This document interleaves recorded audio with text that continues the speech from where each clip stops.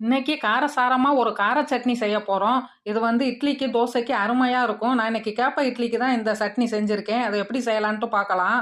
இப்போ வந்து ஒரு கடாயில் வந்து எண்ணெய் விட்டுக்கிருவோம். அஹ் கடலை எண்ணெய் 2 குழிக்கரண்டி. இது வந்து 2 பல்லாரி வெங்காயம் கட் பண்ணி வச்சுருக்கேன், அதையும் போட்டுக்கிருவோம். காஷ்மீரி மிளகாய் வத்தல் ஒரு 7 வத்தல் போட்டுட்டு கருவேப்பிலை கொஞ்சம் போட்டுக்கிருவோம்.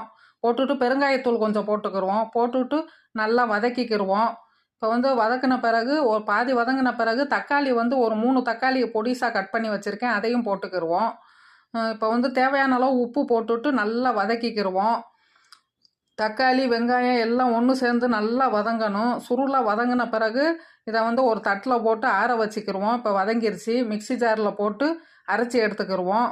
இப்போ வந்து அரைச்சி எடுத்தாச்சு. இதை வந்து ஒரு பவுலில் ஊற்றிட்டு இப்போ வந்து அடுத்து வந்து இதுக்கு தாளிப்பு கடுகு உளுந்து கருவேப்பிலை பெருங்காயத்தூள் எல்லாம் போட்டு தாளிச்சிட்டு இதை கொட்டிக்கிருவோம். தேங்க்யூ ஃபார் வாட்சிங்.